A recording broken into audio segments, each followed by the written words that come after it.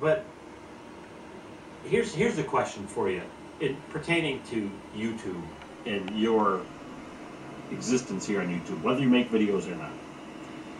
What's in it for you? Okay.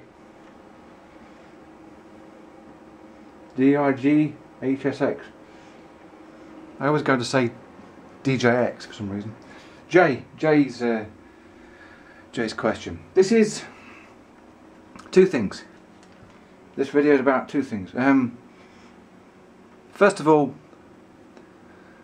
in a way it's an answer to that question, and it's also a small short video, I promise, of another subscriber called Pipeman, who asked about my skull collection. So without further ado, as you can see, I'm standing in front of the skull cabinet, although I have skulls all around the room.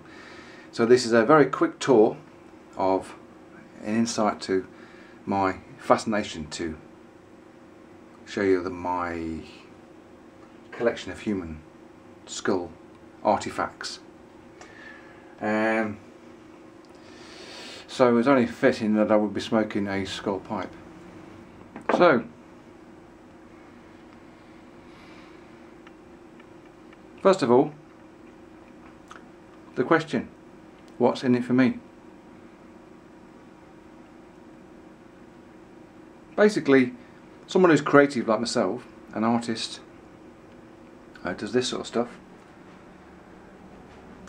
It's quite simple. Apart from like-minded interest, the pipe smoking interest, the other thing is artists have this burning need to share what they do. I'm smoking some McClintock's Creme de Cassis. Which is a unusual aromatic with clearly cased with liqueur, French liqueur, and you can certainly notice it. It's a very pleasant smoke. What can I say about it? Well, this isn't a review about Creme de Cassis, but if you're wondering,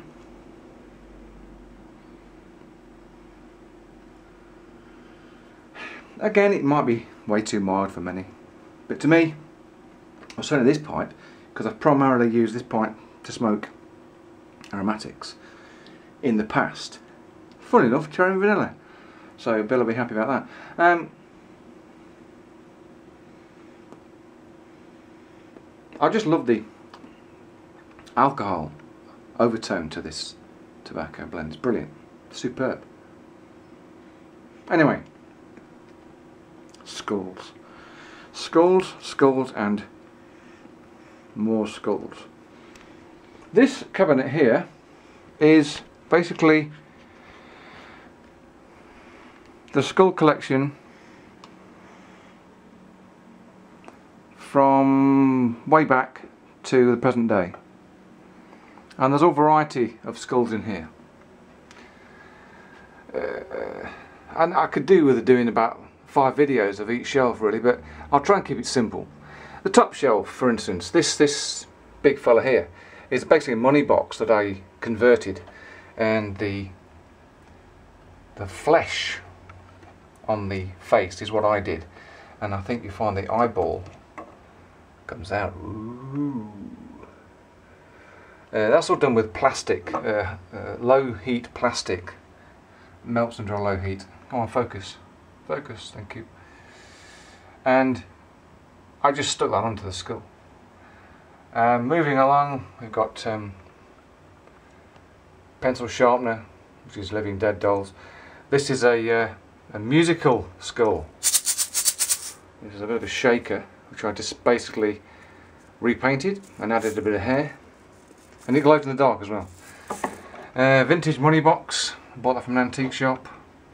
This is a resin medical one with the top missing. I got from Car Boot for about £1. This shelf, similar sort of things. We've got a little skull here. We can focus. Is it going to focus? Come on, camera, don't let me know. This is came from a book you bought every week, and you built a skeleton. But I just basically took the skull and added a bit of dirt, or basically repainted it again. There's a, well, they can see it. Oops. That's an ashtray or some sort of trinket box. I think the light's probably not going to get in there now. There's got a little crystal skull here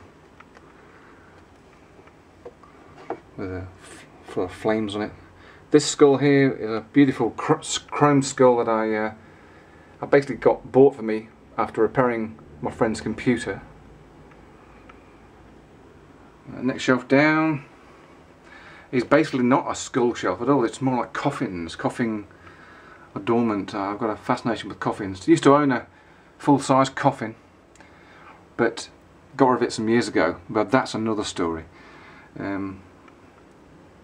Got a little coffin full of little skulls, which basically all fit inside here. I think there's about 30 skulls in there, all different designs, like the Mad Hatter, there's a policeman, punk. The bottom shelf is probably the most interesting, because that's got some of the vintage skulls that I've been tracking down for years. It's like the keyring here. These are 1970s keyring that came out of those machines. You put like a gumball machine, really.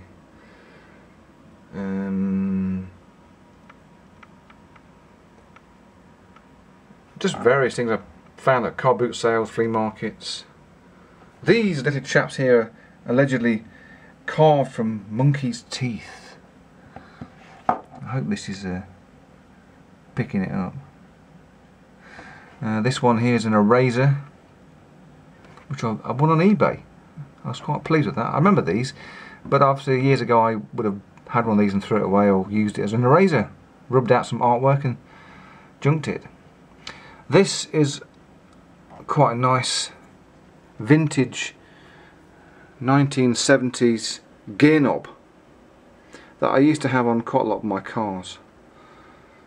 I have got a gear knob like this in the car at the moment, but it's a later one. This is a 70s one with the self-threading rubber grommet. This range of skull items I class as my wind-up collection, because basically they're all wind-up toys from the 60s and 70s. Closest to my heart is this particular design here. I used to own one of these when I was a lad. I think that should set him off.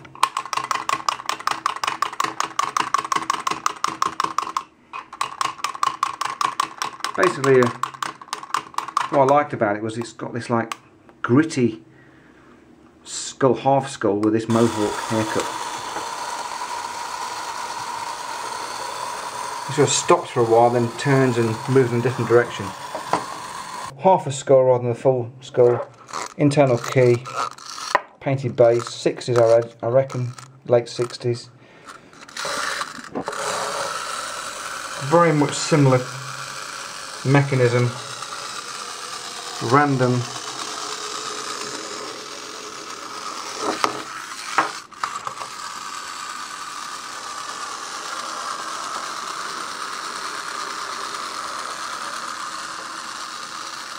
Turns, off he goes, going for the lighter. Anyway, lastly, the big chap here, superb detailing.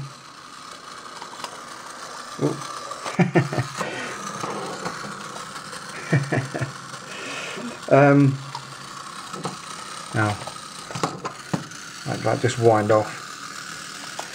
This one here didn't come with a key, but fortunately it takes the same key as this guy, which I was very happy, because when I got home with it, I thought, well, I can get this going because I know this key will fit it. It's quite a big skull, hopping skull, compared with the others. Looks 60s, made in Japan, mid 60s I would imagine. Good action. Okay. Oh, the Christmas present actually from the body. That's an incense burner. The smoke comes through the eye sockets. This is a candle that I picked up at the car boot. Can't believe it's a candle. I mean, you wouldn't burn that, would you? Superb detail on it. That's an ashtray holding a pen before somebody picks up on it. Candle holder. Another incense burner. Smoke comes out the top eyes. Another ashtray. A great ornament that I picked up extremely cheap at the car boot sale. And the sad story was the guy's girlfriend didn't like any of this stuff, so he had to get rid of it. Always a sad story. Superb heavy resin figure. Great detail. I think I paid about £3 for it. That's a superb, probably outside garden ornament, but it's way too good to stick outside. Basically thought the door looked really boring, so I marbleized the panel, inset a money box. I just smashed a money box and it sort of broke like that, and I just inset it into the door. The handle is off a real casket. I just call it Tombed.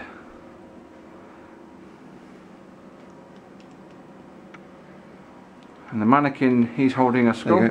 And there you go. It's just basically an old Revell kit from the 70s that I modified. It's got some LEDs. Got it to change colour and inset it inside the cranium. Skull, lower jaw ashtray.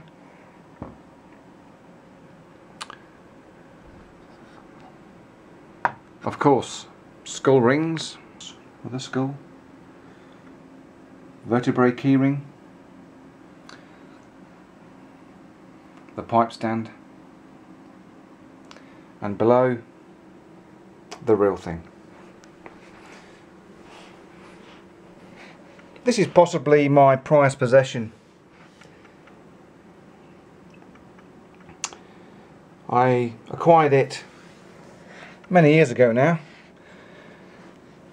and there's a strange story. It's an ex-medical one.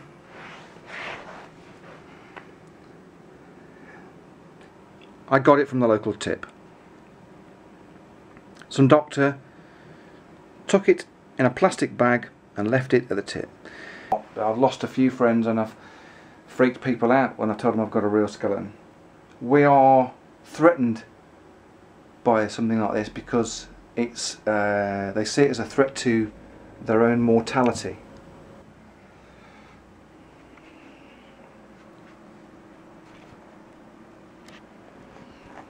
I mean, we're all different, we're all unique, and it's just that sometimes people get a bit overreactive, if that's the word, to other people's interests. Alright, thanks for watching, thanks for the comments, subscriptions, etc. And I'll see you soon.